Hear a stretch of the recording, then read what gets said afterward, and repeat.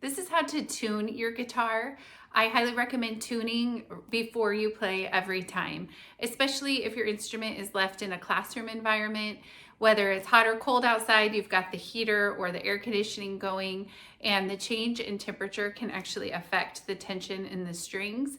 So you could have a tuned instrument and then the heater goes off for the day, your instrument's sitting in a cold classroom overnight, you come in the morning and it's going to be out of tune a little bit. Also, if you get new strings, it will be out of tune pretty frequently. So this is how you tune your instrument. I highly recommend getting a clip-on tuner. You can get one online at a music shop.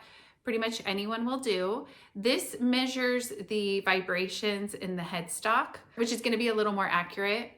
Or you can get a free app on your phone or some type of device. I use the Pano tuner, P-A-N-O tuner, and it's free. That measures the sounds around the instrument, so you just have to have your phone nearby the sound hole, and you can't have a lot of distracting noises around you. So just might not be as accurate, but they both work totally fine, especially for the purpose of using in the classroom. So this relates to the how-to guide on page 4. In case you're somebody that it's a lot easier for you to just kind of read through the information, it's listed on here as well.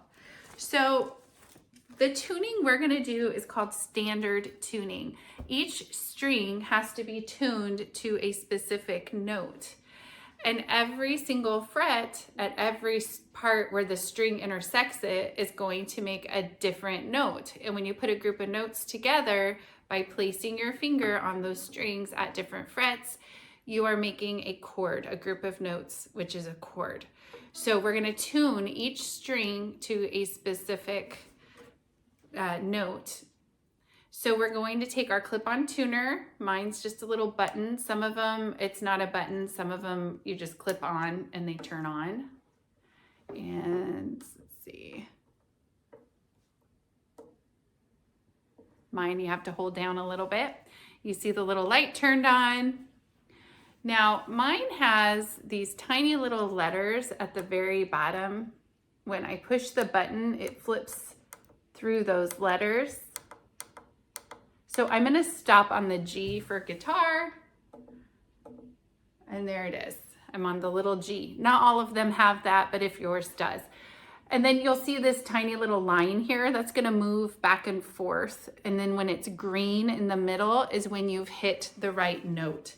If you are right-handed, your right hand is going to do the strumming and your left hand holds the neck of the guitar. And this is for tuning as well. If you are left-handed, you will be the opposite. Your dominant hand, your left hand, will do the strumming here, and your right hand will hold the neck and do the tuning. I'm going to do right-handed. Now, our strings are numbered from the ceiling to the floor. So the top string closest to the ceiling, whether you're right or left-handed, this is going to be number 6. And then right below that is number 5, 4, 3, 2, and the one closest to the floor is 1. So the way we tune, I like to kind of do it quickly with both hands. It's kind of slow and annoying when you first start, but the more you do it, the better you're going to get. So I'm going to take just my thumb here and just kind of pluck at the 6th string. And then I'm going to look at my tuner at the same time. So mine I can twist around so that I can see it really well. But I want to show you here when I'm picking at that 6th string, you'll see how it goes green and it's E. We want that note to be E. And see the 6, it's saying 6th string is tuned to E. Now, if it wasn't, what I would do is follow this string all the way up to that very first tuning peg, and I would very, very lightly tighten or loosen the tuning peg at the same time that I'm plucking. And you'll see, I'll do this, and you'll see it can kind of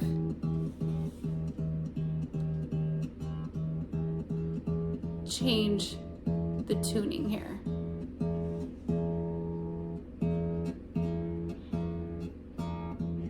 I went too far. And there. Teeny tiny adjustments. So my string number 6 is tuned to E. My finger's gonna go down to string number 5. Just that string. I'm gonna be plucking it over and over, and at the same time, I'm following that string all the way up to my second tuning peg here. I'm gonna put my finger right here to get ready to loosen or tighten as needed. And this should be tuned to A. It says A, but it wasn't green. Now it's green, so now I can stop. Okay, my 6th string is E. My 5th string is A. My 4th string needs to be D. So I'm gonna pluck just my 4th string. I'm gonna follow it up. Make sure I'm on the right tuning peg.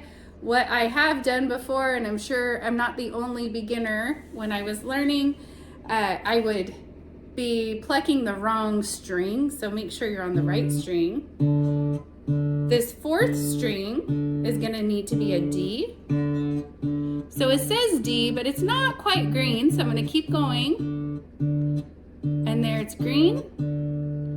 So I've got 6th string E, 5th string A, 4th string D, and it's not quite on, so I'm just gonna adjust a little bit. There it goes. 3rd string is gonna be G. Just tiny little adjustments.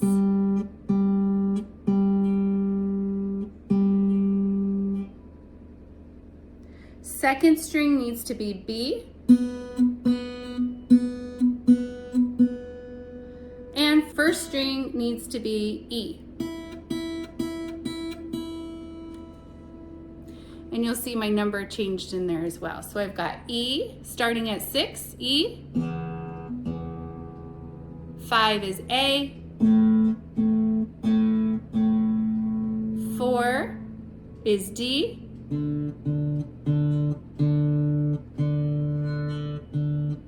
Just adjust a little bit. 3 is G.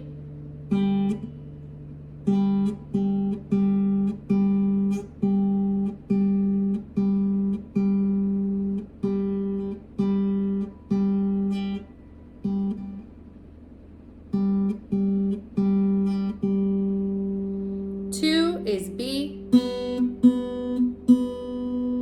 And 1 is E. So I'm all tuned. So now I can either leave my clip-on tuner on, take it off, up to you, but now when I strum down, my instrument is nice and tuned. Now remember, give yourself some patience. It takes time to learn to do this and to go over and over again. Once your instrument is tuned consistently, it'll be just teeny tiny little adjustments that you need to make. Happy strumming!